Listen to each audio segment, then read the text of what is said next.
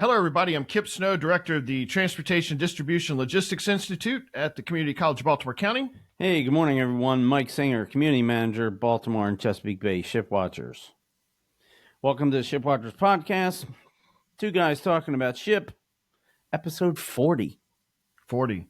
I mean, when you start out something, you know you're going to probably keep on doing it, but it's just like, wow, episode 40? 40? We've done this 40 times. Yeah. We got it bad. We got this whole shipping thing bad. Yeah. How you doing Saturday, this morning? Yeah, Saturday morning. It is. We've got kind of a dreary day. We've got kind of a dreary day out today. Ooh, that one's going in the bloopers. Oh no, yeah, leave it in. Dreary day today, but we've got a couple of things that we know we want to address. I know that last week we had our dredge podcast. Man, that was cool. You did a pretty good job with that, buddy. That was pretty neat just to be able to go out there and witness everything. But I know that there is a little bit of sound quality issues with the environment that we were in, but I am working to put everything together. Pictures that we've taken, some other videos and things from some other camera devices that we had, and put everything together as kind of a one video special in those areas where there's some audio or some of the speaking parts didn't come out clearly. I'm going to try to put the closed captioning in so that you can listen to what the conversations were and the answers. Yeah. Yes, because they're in some of the software, the sound editing software, we'll be able to go do that. Oh, that's really cool. Yeah, we did get a comment. I think somebody sent me a message. Hey, it'd be great if you guys could, transcribe it all. And, smart aleck Mike wanted to be back. Oh, sure, we'll do that in our spare time when we're not having a life, having a wife, having kids. Yeah. Having pets, having a job, and we cram this crazy thing into it. I mean, I get it. I mean, that's. Oh yeah. I know. Like my kids when they're watching their YouTube stuff, they put the closed caption on it, and so I'm thinking, well, wait a second, why are you reading the thing? But then that's no different than them actually reading, so they're getting practice reading. So I'm like, go ahead, whatever. But I mean, it helps out, especially with those who may have some type of hearing impairment or things. I think it's important. It'd be great to have it, the closed captioning. That'd be cool. So we'll work on that. So it's it's going to be a busy weekend between that and down tomorrow. I'm taking the boys down to there's a fishing expo in Edgewater at the VFW. It's $5 a head. You can go in there and look at all the fishing tackle equipment and things. So there's a little shameless plug for that, but that's So what are you guys getting into? You're going to be just fishing in the bay, like off of piers or something, or what do you think? Sure, yeah. It's my son's gotten in, worked hard, saved up his money, bought himself a kayak, fishing kayak, and is trying some of that. We're so I'm trying to get some of my old fishing equipment, cleaned up and moved around and ready to go so we can go try some fishing here in the bay. Nice. And you guys are welcome to come over here. I have a big kayak that seats 2 people. Oh, okay. I've got like this pontoon thing that's only good for 1 person, but you have to row that, of course. And then I've got 2 pedal kayaks. I've got 2 Hobies. Oh, okay. Which are like, you're just sitting in it and going like this. And there's a little lever to steering, what I mean? And you're just like, I got a crazy friend of mine who actually was doing crabbing on a trot line on his pedal Hobie kayak. Okay. And I'm like, dude, you're crazy, And he's got like a little bucket that holds like maybe like 6 crabs. And then he would, And then when he would get 6 crabs in there, it's either they're either on you or you go back, dump off the 6 crabs, go back out on your kayak, do it some more. So there's a lot you can do on them. Yeah. Yeah. I might take you up on that. Yeah. Sounds good. Might want to come over and get the lay of the land first, so that when you show Sure. up with the kids, you kind of know what's going Understand on what I gotta before do. you show up. And Okay. come by on the way home from work one day or something. I'll give you the lay of the land here. Sounds good. Yeah. And I'll be glad to share our profits, whatever we catch. Oh, okay. How about that? Sounds good. You can, like I said, you can probably stand right here on the beach and catch white perch. Just or like right here on our pier. So, we've done it a little bit, just in either going to the Jonas Green Pier in Annapolis, or just a couple of little holes that we found, and little bait worm does pretty well. The little spinners sometimes have helped with the white perch. Love the little spinner lures. I've got several of those that I like to run, so they seem to like always work, and they're fun to catch. Oh yeah. All right, let's go ahead and get into some shipping updates. Yeah, let's do that. So we always talk about the truck transactions at Seeger. It just helps get us kind of a picture and an idea of where the port traffic is. I mean, this is only one, only one type of cargo.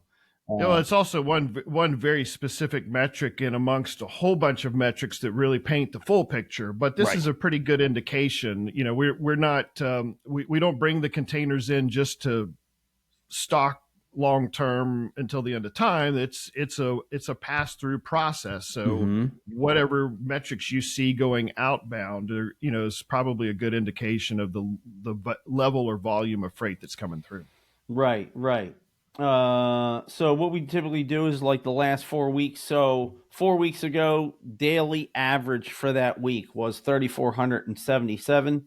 3 weeks ago, 3,270.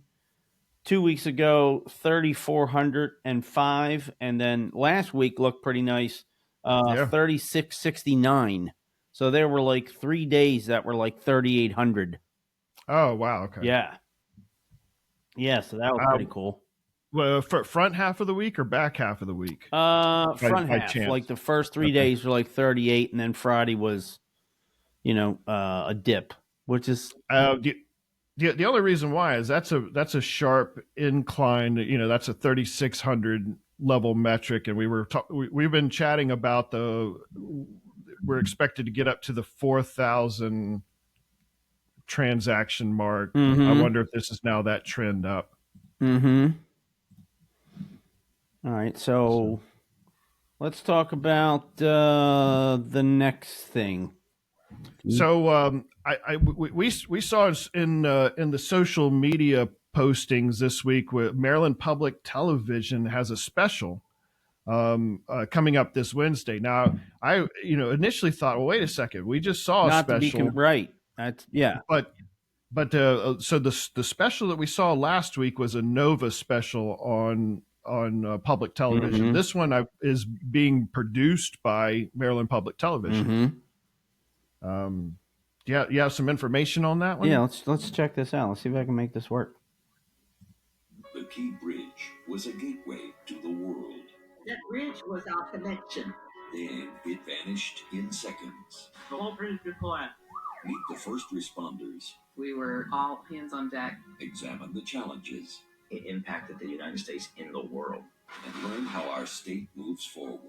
We are Maryland tough, and we are Baltimore strong. The Key Bridge disaster.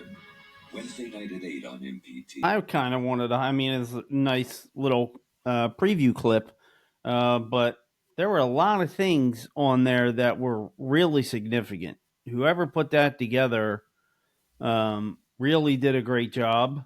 And one thing I don't recall seeing before, now maybe it was just a generic construction video because, right, they were always working on the Key Bridge, they're always, just regular maintenance, right?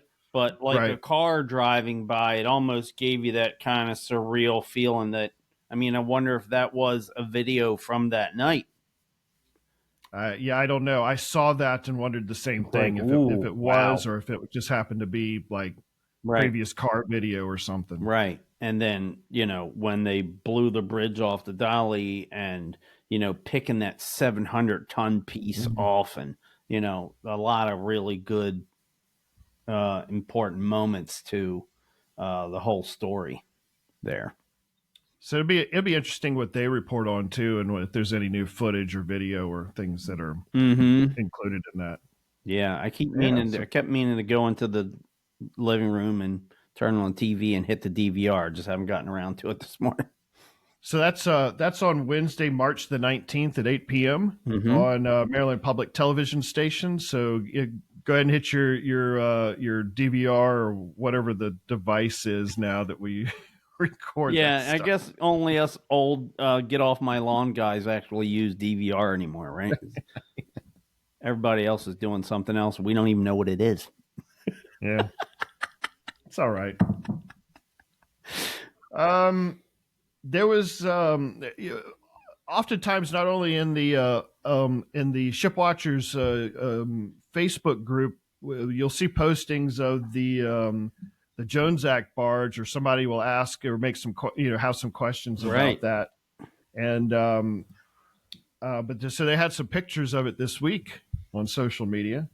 So what you see here is the AJ McAlister and the Rosemary McAlister tugs. They're performing the Chesapeake Bay Shuffle in Virginia with the container barge Columbia Freedom. So that's an actual barge that was built to transport containers. And so the tugs will hand off the fully loaded barge to a McAlister towing tug like the Donnie F, which brings it up the coast to Baltimore and Philadelphia. And so this is a very good model of short sheets. This is a very coffee is the key, Mr. Us now. This is a very good example of short sea shipping at its finest. Easy for you to say. Very well. Yeah. Very good. Well done, sir. Any guess as to how many TEUs this thing carries without you can't stop the recording and go count, finger count on the. People have done that. People, inquisitive camera chatters, as I always like to say, before they went and Googled it, they're like, okay, it's into count and then down and then across, Yep. So the Columbia Freedom has the capability of handling 900 TEUs. 900. So 900. So. Now imagine. Now the background to this is that, and Jones Act historians, Sal Marcagliano, don't come knocking on my door. Or maybe that would be cool. We'll have a nice conversation. Oh yeah, sure. He's not that far away. I think he's in Carolina or something. But the law basically says that you can't transport cargo on a foreign ship from U.S. port to U.S. port. I think that's how it goes, right? So when the ships come into town, but they don't want to visit Norfolk and Baltimore and Philly. So what they'll do is they'll drop some containers at one of these ports, and then it goes on this barge, to the next U.S. port. This particular run does Philly, Norfolk, Baltimore, and it just constantly runs. Typically visits each city once a week. So I guess it's about a week-long trip. Because they typically are here like every Friday. Sometimes they do. Sometimes they'll do more than one barge per week. But then you talk about, Philly to Baltimore or Baltimore to Norfolk, and you're talking about 1,000 more trucks. Now, is this barge filled up every time? No. But also keep in mind the TEU is a 20-foot equivalent, right? So it's either 900 20-foot containers or 450. That's true. 40-foot containers or some combination of both. Right. But I think the point that you're trying to make here is those when those containers get put on this barge, they get taken off of the highway. Yes. So just imagine you're making that trip, I don't know, your son or daughter is in school, or you're going to see your mom or your grandmom or whatever, your cousin, and imagine there's another 300 to 400 trucks on the road. So, really think this does a lot to help out local transportation also. So, this kind of gives you a little bit of a perspective of what the Jones Act barge does, and that role of helping us here in the Mid Atlantic with some of those supply chain movements and such. So it's pretty neat to see that. Next, we have we've got a visitor coming this week into the port. It's the Hoegh Aurora. Do you have a picture of the? Look at this thing. Yeah. So the Hoegh Aurora is the world's largest car carrier operated by the shipping company Hoegh Autoliners, and they will be visiting the Port of Baltimore this week. The Aurora measures 199.9 meters in length. They couldn't get that fraction of a meter in there just to make it round off. I think there's a regulatory thing, or is it a canal? Is it a lock length? Right. And who knows what triggers, and we should know this stuff. I mean, I've been looking into this stuff for long enough, but for some reason, a lot of the Ro-Ros are 200 by 32. That's pretty much their standard size. Now they get longer, they get wider. But yeah, that for some reason that's a standard length, and something tells me maybe it's a canal. Okay. Restriction, or it fits into most canals because it's only 200 long, or one. Gotcha. Yeah. So 199.9 meters in length, 37.5 meters across. With that's pretty. That's pretty wide for a Ro-Ro. See that based on in comparison. Yeah, has the capacity of 9,100 CEUs. Now, I have not seen, this is the first time that I have heard the term car equivalent units. Oh, really? Used, yes. And then go Google that, like it's based on like a Toyota Corolla from 1996, or like the federal government has its recommendations for how you eat and your body mass index and all that stuff, which was based on like a 26-year-old man from like 1956. You know what I mean? It's all based on something, but it. Good. No. That's so that. But that's kind of that's interesting to go and look at how they go and actually create that metric. To be able to standardize that metric across the industry. You've got bigger pieces of equipment than the Toyota Corolla, but that factors into that. Right, they've got to pick. What's important about this particular vessel and it coming to Baltimore is that this vessel was developed as part of the company's efforts to transition from conventional fuels to more sustainable alternative fuels. To power the vessels. And so Hoegh is working with 3 different design companies, the Della Martin, DNV, and Avena, and they've all announced this collaboration agreement to develop a 3D model that's used as part of the classification material prepared for this particular class of autoliners. So what does that mean? It's a environmentally friendly pure car and truck carrier is what the full classification is. Right. So what the 3 companies are trying to do is streamline approval processes and classification of materials and drawings, and design a 3D model of what this thing is supposed to do to ensure that it's meeting all of the efficiencies and the new fuel standards. Right. I think in the previous picture that you'd put there, it had a cutaway of where the fuel systems, were built into, Yeah, that's and cool. so you could, that, you can see like, um, what the new design does and how they have the ability to use alternative fuels within their particular system. So it's pretty neat to understand, hey, look, we are looking at, kind of the future or the next step within the design of these particular ships, and use collaborative efforts to go and try to address some of these things that they're wanting to address. Mm-hmm. I'm sorry, go back one more time and zoom back in. Sure. And zoom up to the top deck. Mm-hmm. So this thing, it has multiple fuels, but those are all solar panels up there. Mm-hmm.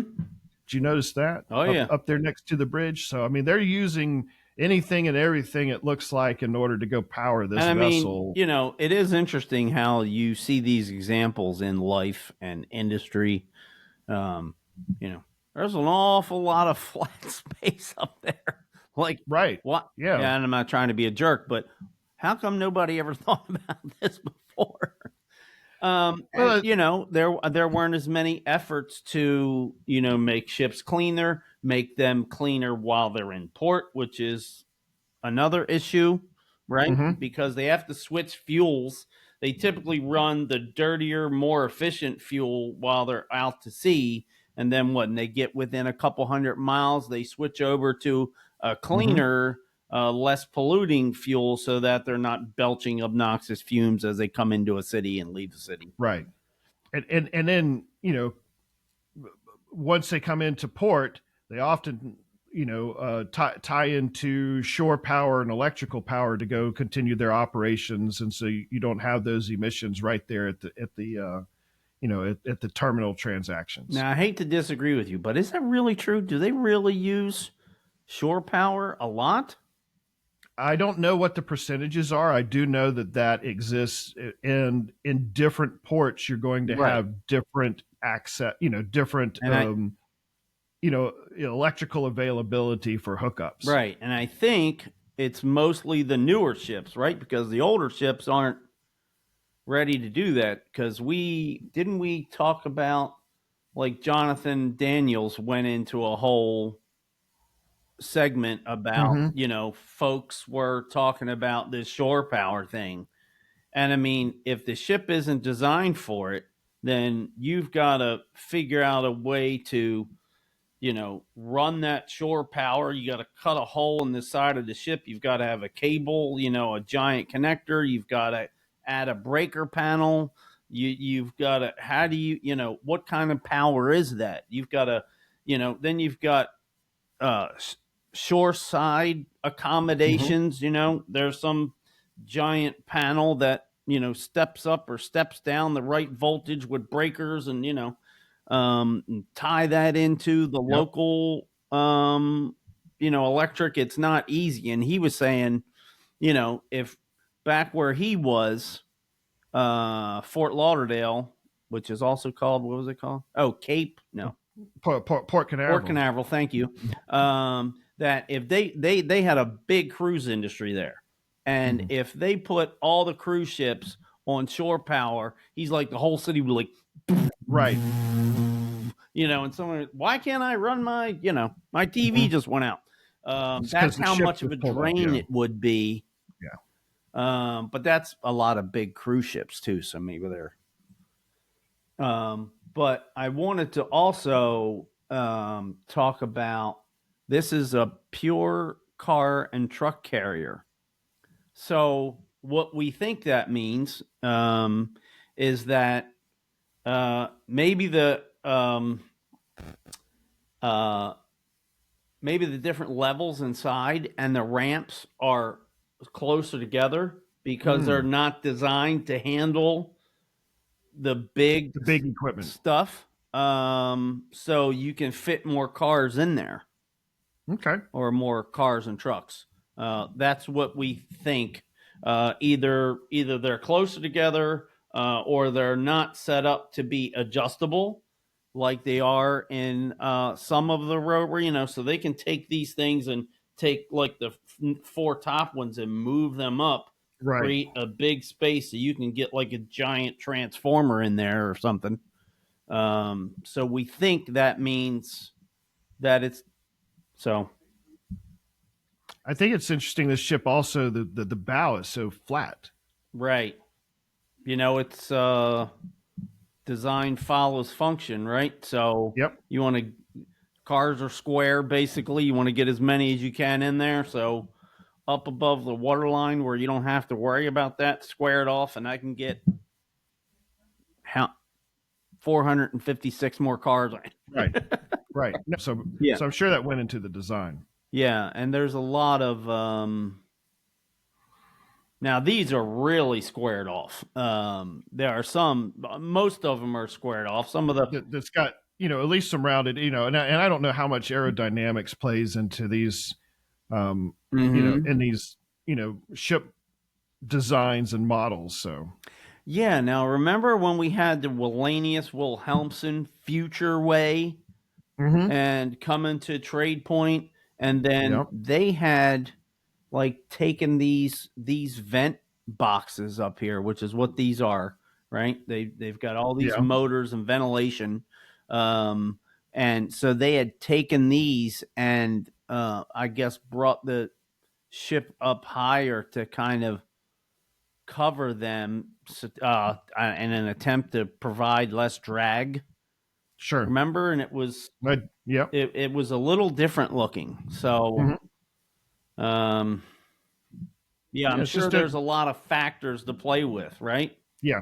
How do you adjust and design your ramps? How are you substituting ballast for computer control, and maybe each ship or each line owner has different concepts as to which things are most important, etc.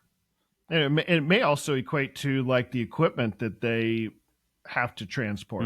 So it may be that Hoegh has got a really big push for smaller vehicles, just the cars and trucks. So they would go and actually build ships that are aligned with their product contracts for movement. It could be as simple as that. That certainly makes sense.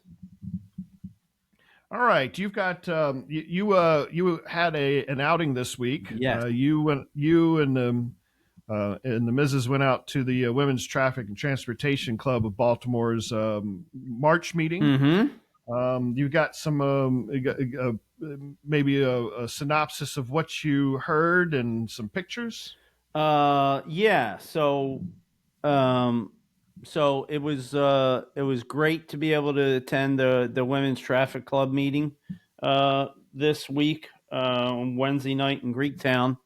And Colonel Estee Pinchasin, who you all might remember seeing her on TV as kind of the head of the Army Corps of Engineers and their efforts to lead the cleanup at the Key Bridge site. So it was great to hear her talk and tell her stories. So the Women's Traffic and Transportation Club of Baltimore celebrated Women's History Month with a special guest speaker, and it was the National Security Agency's Director of Logistics, Colonel Estee Pinchasin, who is also the first female commander of the Baltimore District U.S. Army Corps of Engineers. And so she joined the vice president of the club, Katrina Jones. You can see her on the right there in the middle of the picture. And they spoke about her remarkable career and the lessons that she learned along the way. And so there were some MPA personnel in attendance to support her and whose expertise and direction were invaluable during the Key Bridge incident. So it was, I understand, it was a great talk and a lot of good information. The research department was there. Yeah. I'm sorry I wasn't able to make it. My son had his Scouting America troop meeting that evening that we had to go to. Cool. Yeah, and it was a very nice place with great food, and for Women's History Month, so a lot of Katrina's questions were kind of in the frame of, so as a lady, as a leader, tell us some background, like how were you influenced in your career, and Oh, good. a lot of questions like that. And Colonel Pinchasin is a pretty personable lady, and she tells some great stories. And she for this brand new manager. Now, I've done this before, but most of my career hasn't been in management. 97% of my career hasn't been in management. And as a new manager, I was like, oh, there's a nugget. Oh, there's a nugget. I mean, I wanted to have like bullet points, Sure. like, Yeah. put them on my monitor at work with like a Post-it or something, because, and how to manage, and quite a few stories about how not to manage people, which Oh, interesting. which were quite interesting. So Cool. All right. I was lucky enough to get out of there with the last question, which was cool. And so I'm introducing myself, and she's like, "Oh, we still have your cup, still have your coffee cup." So that was pretty cool. At least they're being put to good use. I got to say, So yeah, and somebody ordered it from our website and just gave it to her.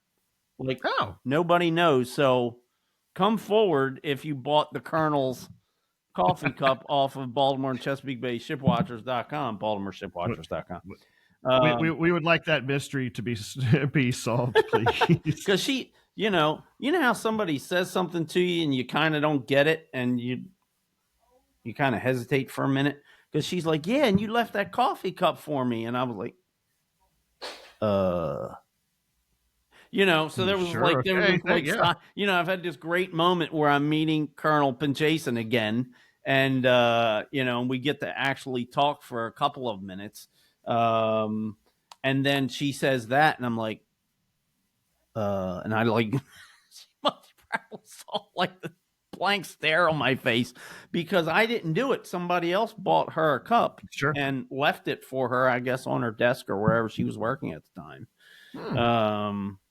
But then, so I asked her, what was, one moment that sticks? What's your hard to say favorite moment when you're talking about such a tragic event? Right. And I think I framed it just like that. But what's one big thing, or the biggest, whatever, favorite thing that you can remember, lesson, story?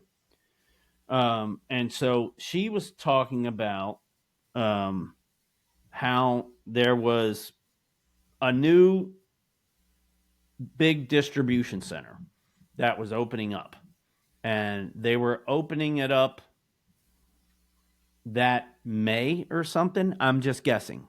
But as soon after the bridge, I think, is how she was telling the story. And everything that they were doing was tied to the port and their ability to get cargo to and from the port, and how the messaging from the Army Corps of Engineers, when she had said, this wasn't all me. It was, there's a whole bunch of people behind the scenes who talk about what to say and how to say it and when to say it, and being accurate and being forthright. And because of, and she mentioned the whole team of people, and how the way they chose to get the message across gave people faith in what they were saying, so that when this company saw the bridge go down and they're planning on spinning up this whole brand new warehouse and operation, that they were actually considering dropping the whole thing and moving somewhere else. Wow. Right? And because of the consistent and reliable messaging that was coming from the Army Corps of Engineers, this company developed a faith and a belief in what they were saying.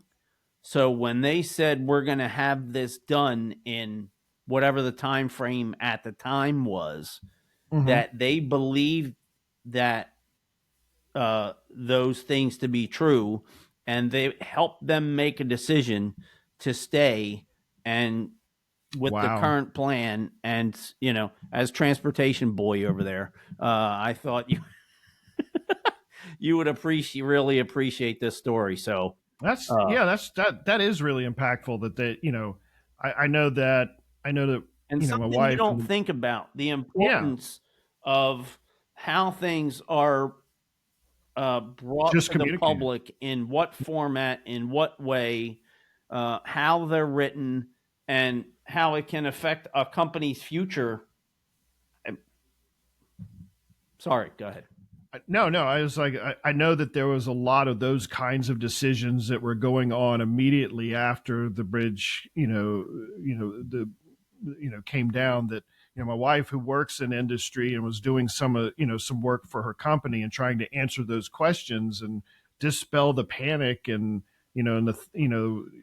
trying to make the right decisions for product flows. And there was a lot of information or a lot of, I guess, comments or static out there of people saying, well, oh, it's going to be years before it even opens back up. And no, they had some factual, well thought out information that helped to clarify what the actual situation was. And that yet another example of how that that effective communication is paramount in these types of situations. And it just takes us back to, and I'm not sure if you were actively watching this stuff, but to the people who watched that camera, I mean, it was just,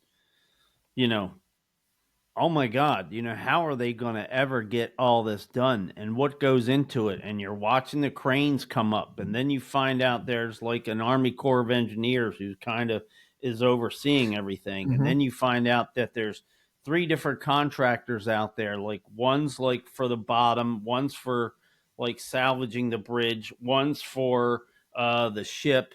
And they're all like in the same area, moving back and forth. It's kind of like a dance of Tetris cranes and pieces, and Army Corps managing and scheduling all that, and making sure that they're all not in each other's way, and everybody can get their job done, and watching it all come together daily, watching it on camera live.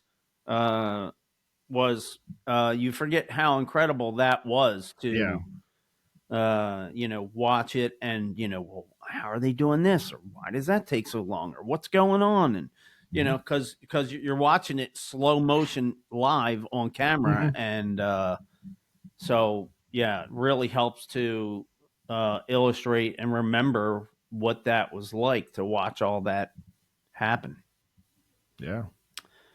And the research department caught this picture of Colonel Pinchasin and I. So there you go. That was pretty cool. Made sure that got in. Yes. Yeah. So that did sound like a very good event. I'm sorry I missed it. If anybody's interested in going to any future meetings or joining the club, they're always looking for new members.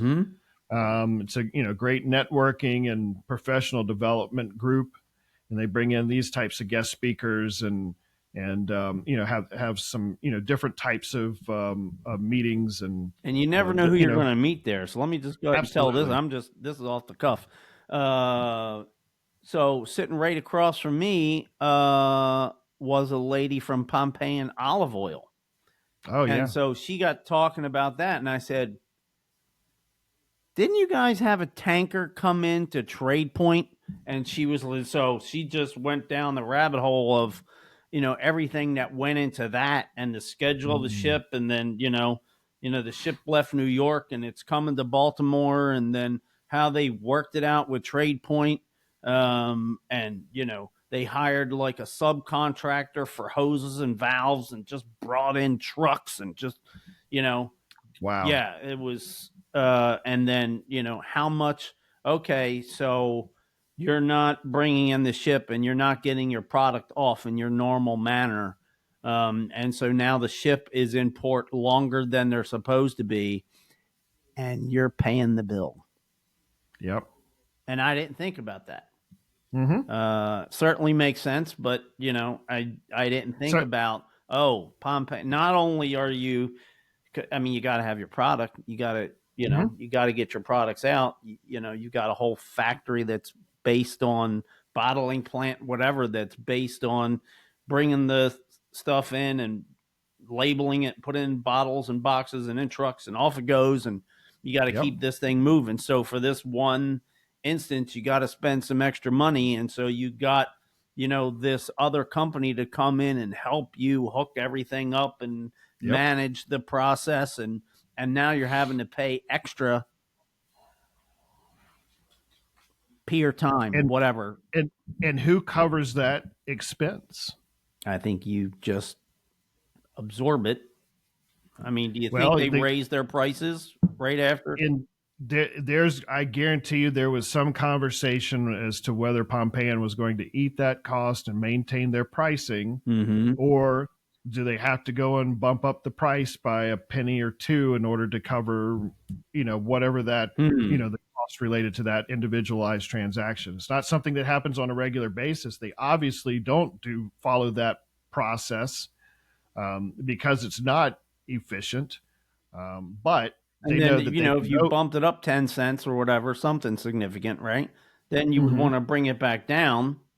Correct. And then now you're thinking of all your distributors and all your, and all the grocery stores. And they're probably like, well, you mean I got to change this price twice? Come on, because it's more work for them. And are they going to eat it on their end? And what you and I, what you have explained and what I've kind of, helped to fill in is the exact level of involvement that a lot of this import process and tariffs and all of these things that are happening in global commerce right this minute. When somebody says, oh, the price of eggs have gone up and somebody's pressed a button that changes the price on a regular basis, that is not the case. It is these types of situations like what you just described with Pompeian that explains, hey, look, sometimes when things happen outside of the efficient model, there's a cost associated with it, and that cost is going to trickle down in some capacity down to the end consumer, and we end up paying for that kind of stuff. And so it's not just somebody just randomly goes and changes the price because they feel like it. There is something within the supply chain that is driving whatever those price changes are. And so that's a very excellent model explained. Thank you. So funny how many examples. Now, we do this all the time in the podcast and we don't talk about it. We don't talk about how we wind up going off on these little tangents for 10 minutes and explain stuff. But so Kipp is involved with his kids like a good dad. Something else comes up. He can't make it. Mike and Wendy decide to go. Just happened to be sitting across from a Pompeian olive oil lady who we had an in-depth conversation just because I have a camera and I pay attention to it. And the bridge came down and so there's all these, and then you and I wind up talking about having this pricing, what do you do conversation. I mean, how many things had to happen just for us to have this little Pompeian olive oil conversation? Just kind of interesting how things fall into place. Absolutely. All right. Well, that was a neat thing. If anybody's interested in the rest of the schedule and what the Women's Traffic and Transportation Club of Baltimore is doing, go out to their website, and I'll put the link up here as I'm doing all of the edits. How about that? Yeah. So, who are the next speakers for the Women's Traffic Club? And I'm just joking here. So they've had the two big fish. You have Jonathan Daniels and Estee Pinchasin. Now, who has to follow them up? I know, right? I think they've got a couple of other events that are coming up. Yeah. So they're always doing fundraisers and interesting, fun things at their meetings and doing other kind of stuff and different speakers and such. So, it is a nice group to be a part of. We saw something posted in Facebook this week with the Oxford Bellevue ferry, Mm-hmm. and they're having the blessing of the ferry coming up. Right. Hold on a second.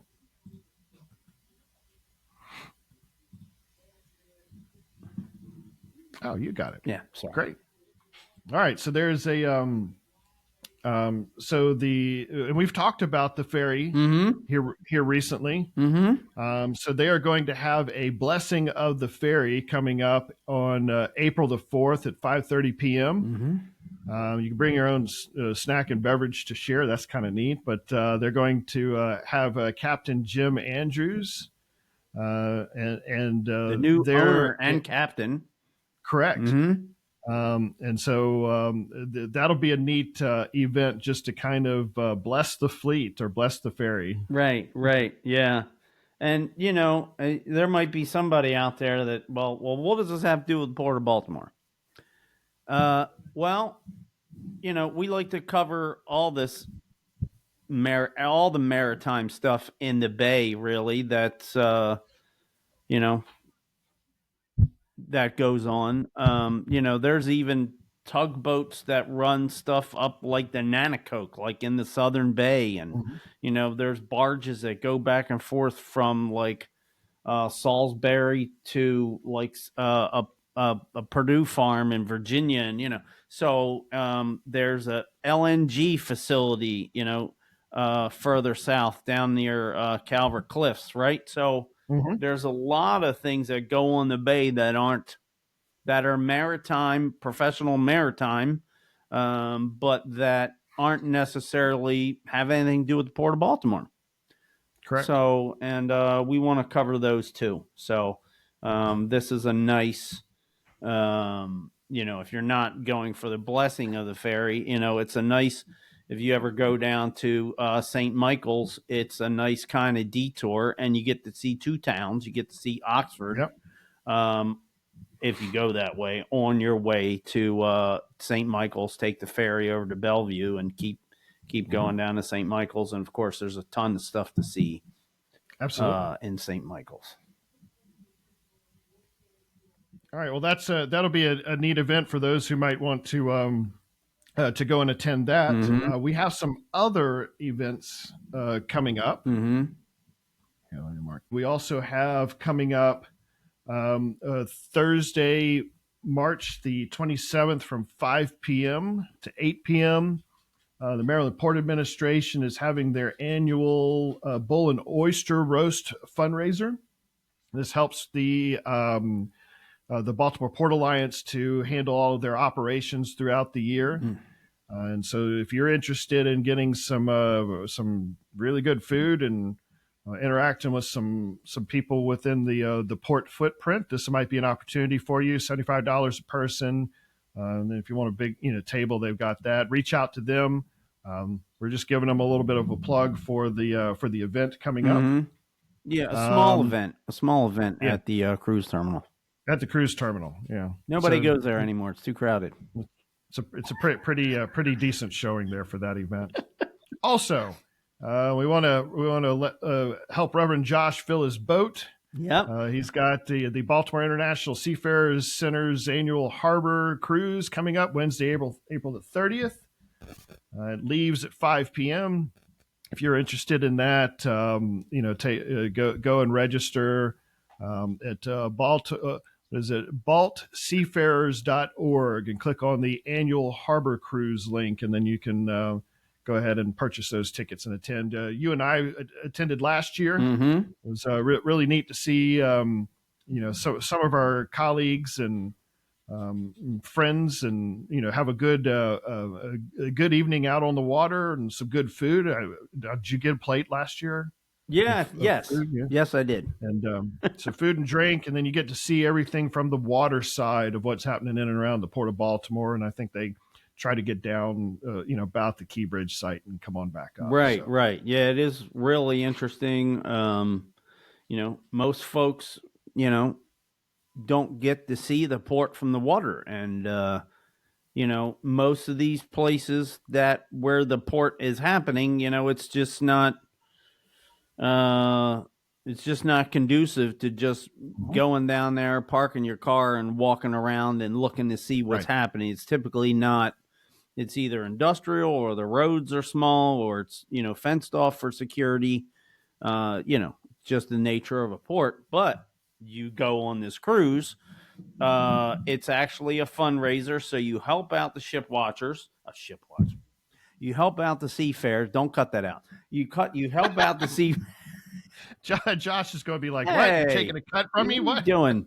You help out the seafarers. So this is an organization that visits the folks on the ships when they come to town. They do all kinds of things for them. They'll take them to the store. They'll bring stuff to them. They'll visit the ships. They do an awful lot for them. So you're helping them out. And you get some good food. You get some good company. And you get a tour of the harbor, a narrated tour of the harbor with a lot of really good information. Yeah. So I would encourage you to attend.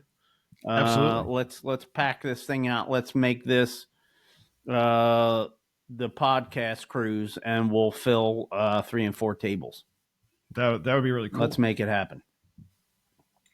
All right. So go to the Baltimore Seafarers website. You can register for that. Mm-hmm. Also coming up, Thursday, May the 1st, there will be a maritime hiring and career expo out at my college, at the Community College of Baltimore County on the Dundalk campus. The Baltimore Port Alliance is currently recruiting all of the companies who will end up attending, and then they will have an announcement here for job seekers. If you want to attend this event, they do have a pre-registration process. You can go to when that link comes up. I'll make a point to broadcast that here. But in last year's event, we had about right close to 40 industry companies present who were all doing immediate hires. There were 11 people that I know of that were given job offers on the spot. What? Really? Yeah, really. On the spot? So we had set up. And you happen to be.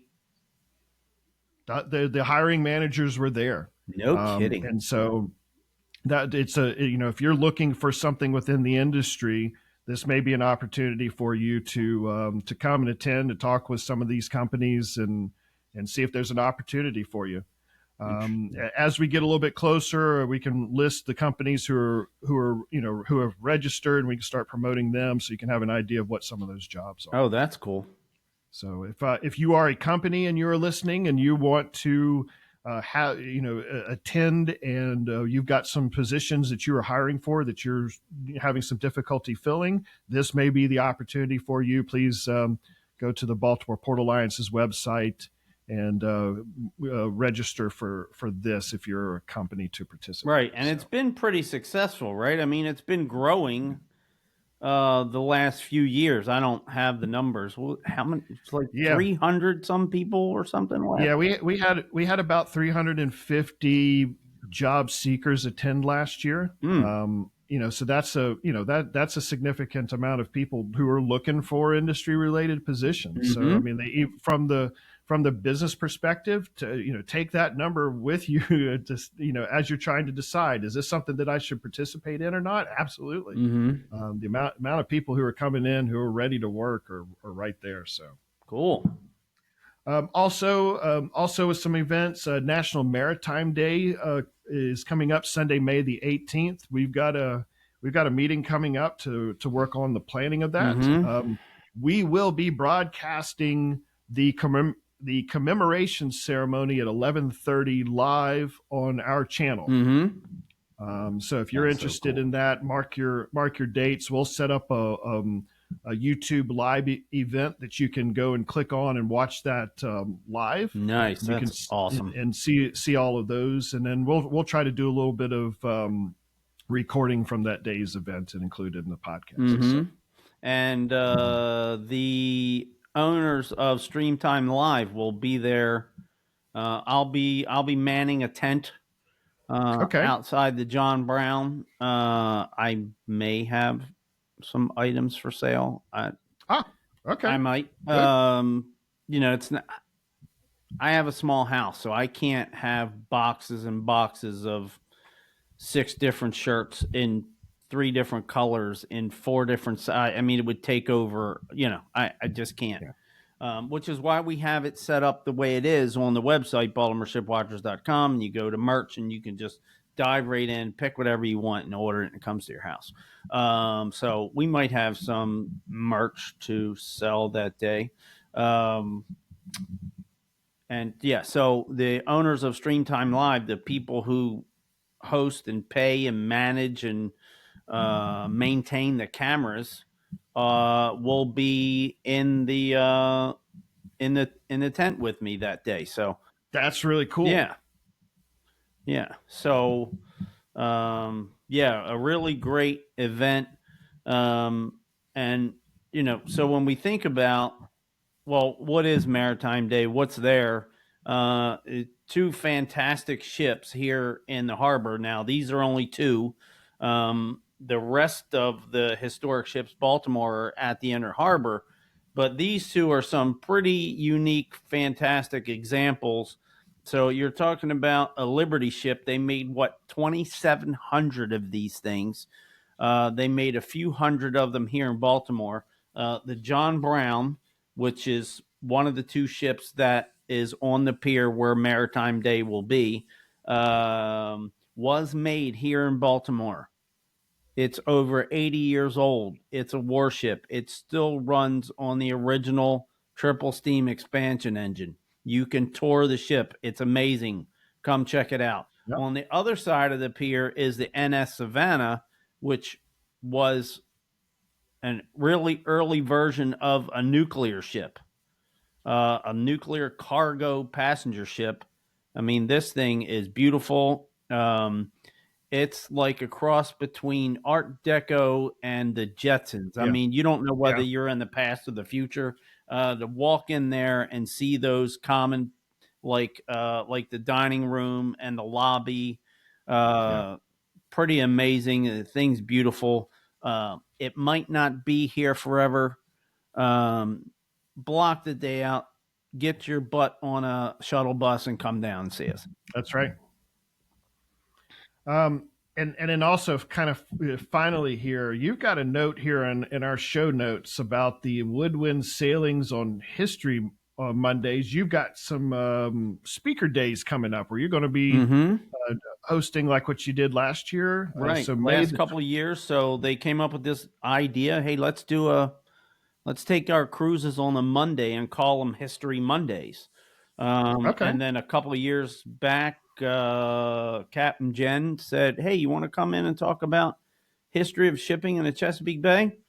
And I'm sure. Okay, now I need to go study up on history of shipping in the Chesapeake Bay. But it's a great cruise on a private 70-foot sailing boat, sailboat. They have 2 of these basically identical boats Woodwind does that does cruises out of Annapolis. It's like a sunset cruise. And we go out on the bay and we get out there to the anchorage and eventually start talking about current shipping in the Port of Baltimore. And there's always some great conversations and I always kind of go around the boat and talk to people. And some people are just there for a sunset cruise and they want to be left alone, and I don't bore them and make their eyes roll in the back of their head with everything to do with shipping in the Port of Baltimore, but some people are very interested in it. And it's a good time. The views are always, you get incredible sunset views of Annapolis as we're coming back in. So what are the dates real quick? May the 12th, June the 30th, and July the 21st. Right. Now, so this is the way they do it. The tickets don't go on sale until the week beforehand. So, but we will mention that Yeah, we should promote that in the Facebook group, and then we'll try to get it into the podcast right before to help promote that. Absolutely.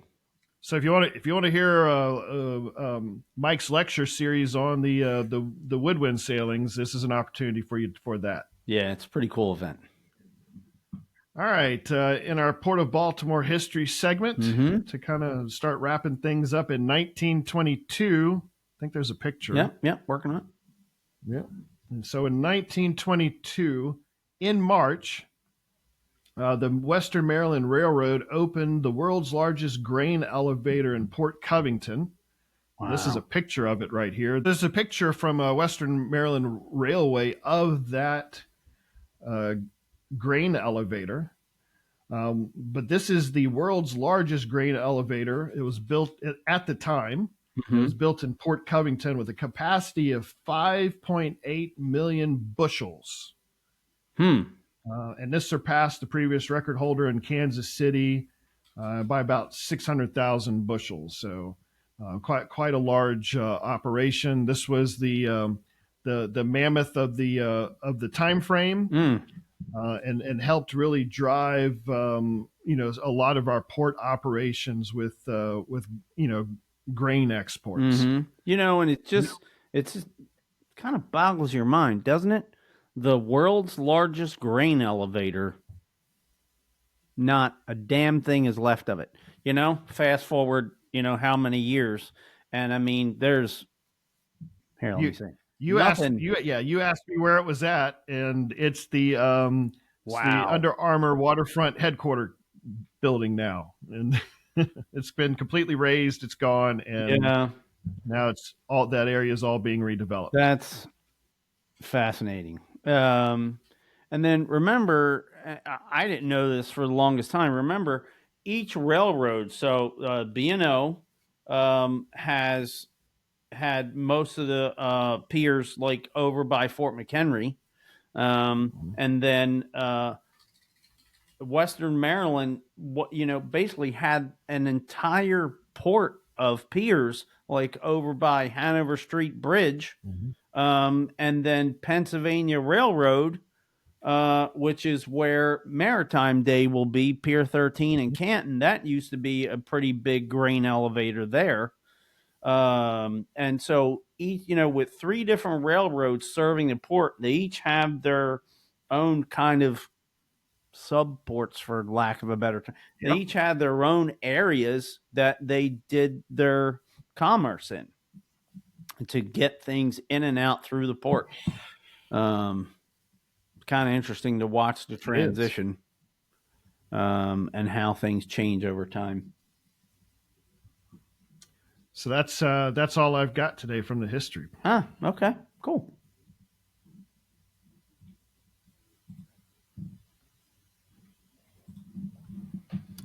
So I think that's about it for today. You want to? Hey, you know what? Have you gone and looked at the podcast? It took me a while to watch it all because we did have quite a bit of the really cool video from the dredge last week. Did you watch it to the end? The happy ship watching was like, and I thought I was off, right? I don't know if you remember. I was like, oh, I think I came in late or something. I mean, it was on. There so is 40 weeks in, we still have no clue how to do it and haven't mastered it. Yeah. There is a recording lag on this, and most often than not, when you go back and you listen to it, we nail it pretty much most every time. It just sounds awful. Yeah, it sounds awful when we record. Yeah, or at least I think it is. Right. It at least merges up. Yeah, it's too bad we don't have fun doing this. So I know, right? Sometimes I'm like, okay, I'm half asleep. I really don't want to. Because we wind up doing this, Saturday mornings most of the time. Just to summarize, we are Baltimore and Chesapeake Bay ship watchers. We have almost 16,000 people in a Facebook group. I think we're down to single digits almost. What? Oh, like close. 25. We're 25 away or something like that. Tell your friends. And I didn't do the singing frog or, hold out a free beer sign. These are people who are actually fascinated and interested in what goes on with the Port of Baltimore. So we have a website with a lot of port information, maps, ship schedules, link to the podcast. We've got you can order some really cool. Well, not the polo shirt. I mean, I can special order them for you. But so we've got coffee cups, hats, t-shirts, sweatshirts, all kind of stuff that you can go on and order yourself. Links to the podcast, links to this podcast, and to the live stream camera. We're also on Twix. Shout out Amy Lawrence, Insta, Reddit, Threads. We've got a lot of them covered. So yeah. And if you want to listen to the audio version of this when we're just yapping, in Apple Podcast and Spotify. And if you're listening to this on YouTube, give us a like, subscribe, or hit the bell to be alerted to new podcasts as they come available. Please, and please pound that yes. like button for me. I think that here's a shout out to Uncle Roger, who is the comedian who critiques all of the fried rice, and he constantly says, "Pound that like button." Yeah. Yep. Nobody does, but I'm going to keep asking for him to do it. There you go. Yeah. Alrighty. And, Mike at BaltimoreShipWatchers.com, or leave a comment in the YouTube comments if you have ideas for podcasts or questions or suggestions. Or we do follow up and check up on those comments and the numbers and everything. So that definitely, yeah. All right, everybody. So thanks for joining us for another informative podcast. Two guys just talking ship. See you next week. Ready? 3, 2, 1. Happy ship watching. All righty, buddy. Thank you all very much. Have a good week. All right.